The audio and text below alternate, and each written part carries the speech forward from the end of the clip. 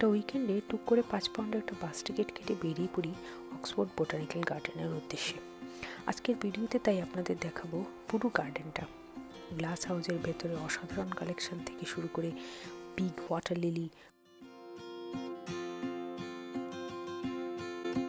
লিলির এত বড় একটা পাতা জলের উপর ভেসে থাকে কিভাবে, তার রহস্য।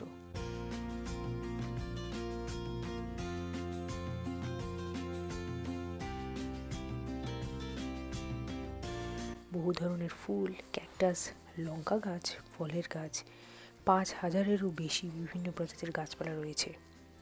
আর শেষে গাছের ছায়ায় বসে নদীতে পান্টিং দেখা, নদীর হাওয়ায় সেই শান্ত বিকেলটা। অক্সফোর্ড সিটি সেন্টার থেকে বোটানিক গার্ডেন যেতে বেশি সময় লাগে না, হেঁটে গেলে মোটামুটি 10 থেকে 15 মিনিটের মতো সময় লাগে। তাই খুব বেশি প্ল্যানিং না করে একটা সুন্দর উইকেন্ডে আমরা চলে গেলাম।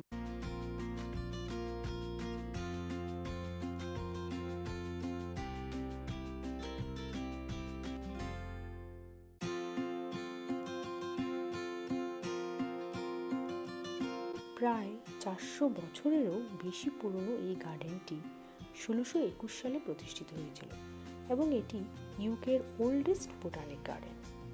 শুরুতে এটাকে ফিজিক্স গার্ডেন হিসেবে তৈরি করা হয়েছিল, যা মেডিকেল স্টুডেন্টসদের মেডিসিনাল প্লান্ট সম্পর্কে শেখানোর জন্য।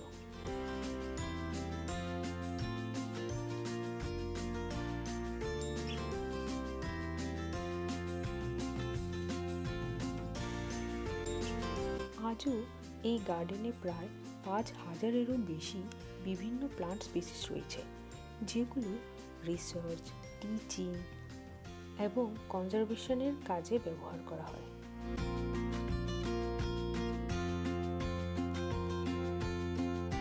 এই বোটানিক গার্ডেনে অনেকগুলো গ্লাস হাউস আছে।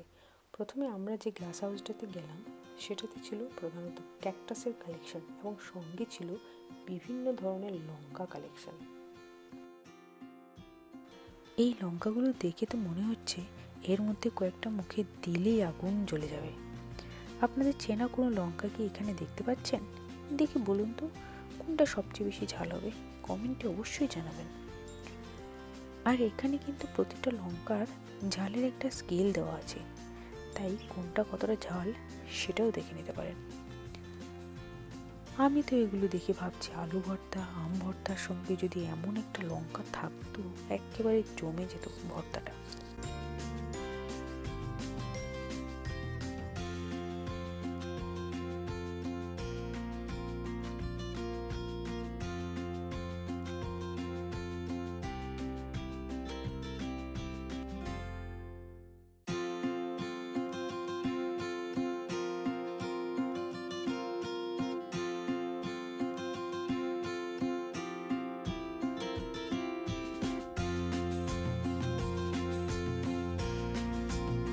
ক্যাকটাসগুলো কিন্তু বেশ সুন্দর, এক একটা এক এক রকমের দেখতে। তবে এই ছোট্ট ক্যাকটাসটার এই ফুলটা আমার বেশ ভালো লেগেছে, দেখতে সত্যিই খুব মিষ্টি লাগছিল। এরপর যাচ্ছি গ্লাস হাউস রেইন ফরেস্টে। দেখি তো রেইন ফরেস্টের মতো এক্সপিরিয়েন্স পাওয়া যায় কিনা।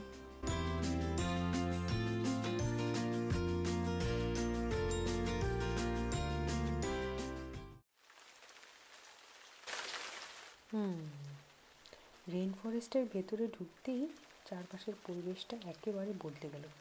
গরম, আর্দ্র আর সবুজে ভরা একটা অন্যরকম অ্যাটমসফিয়ার।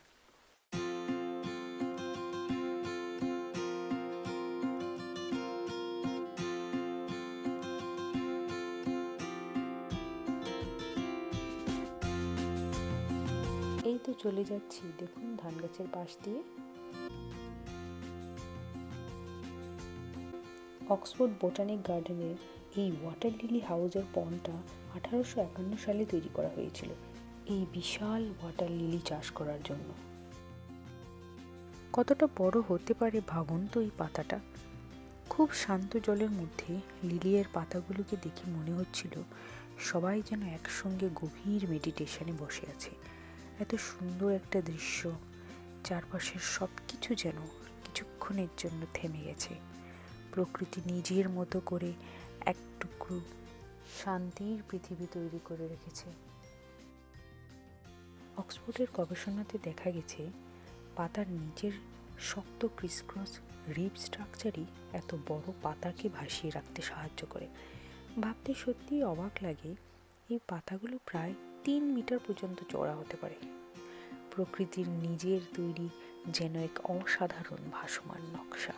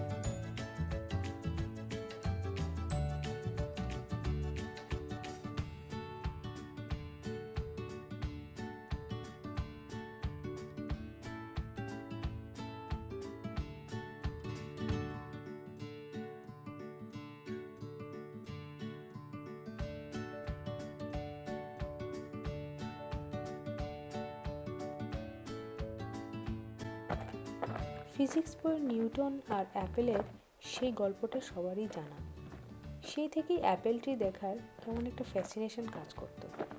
আর আজ যখন একটা অ্যাপেল ট্রির সামনে দাঁড়িয়ে আছি আর ভাবছি অ্যাপেলগুলো কীরকম টকবক করে তাকিয়ে আছে আমার দিকে, আর আমিও তাকিয়ে আছি ওদের দিকে।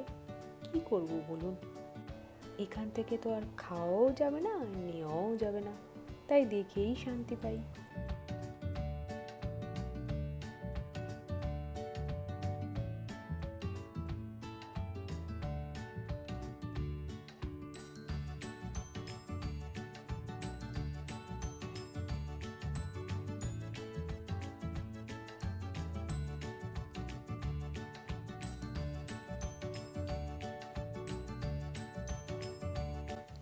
আহারে, ওই ঝুলন্ত আঙুরগুলোকে দেখে একটা কথাই মনে হচ্ছে, খেতে না পেলে তো আঙুর ফল টকই হবে।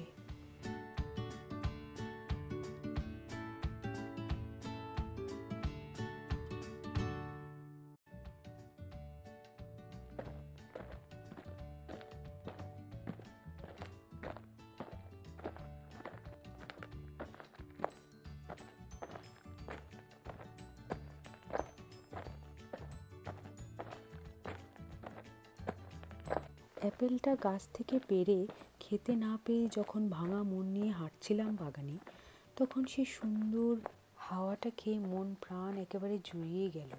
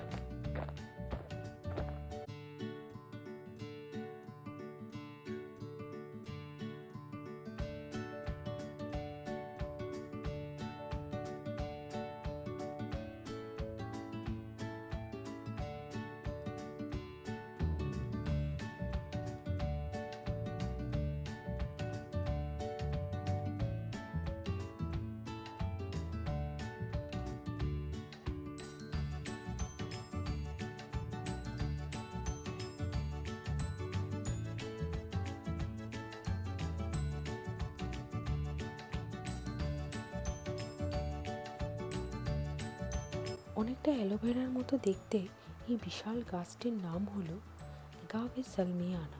এটি একটি মেক্সিকান প্লান্ট স্পিসিস। এত বড় বড় পাতাগুলো দেখতে সত্যিই আকর্ষণীয়।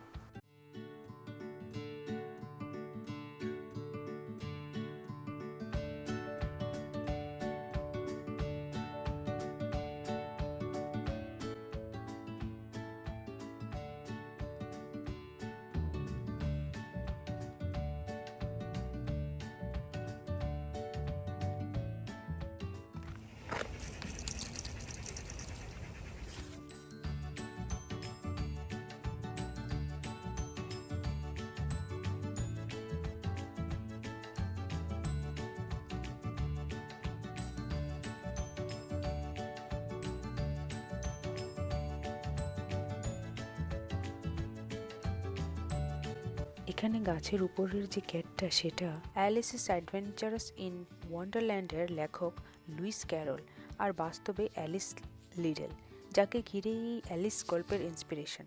তারা নাকি এই বোটানিক গার্ডেনে আসতেন, তাই এই জায়গাটার সঙ্গে অ্যালিসের গল্পের একটা সুন্দর কানেকশন আছে।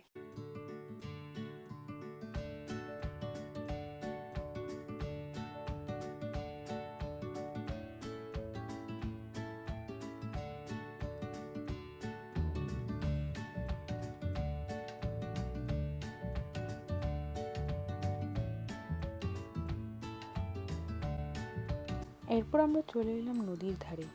পাশে দিয়ে বয়ে চলছে রিভার চ্যারোয়েল, আর দেখলাম অনেকেই পান্টিং করছে। আমরা নিজেরা পান্টিং করিনি, একটা গাছের নিচে বসে বসে ওদের পান্টিং করাটাই দেখছিলাম।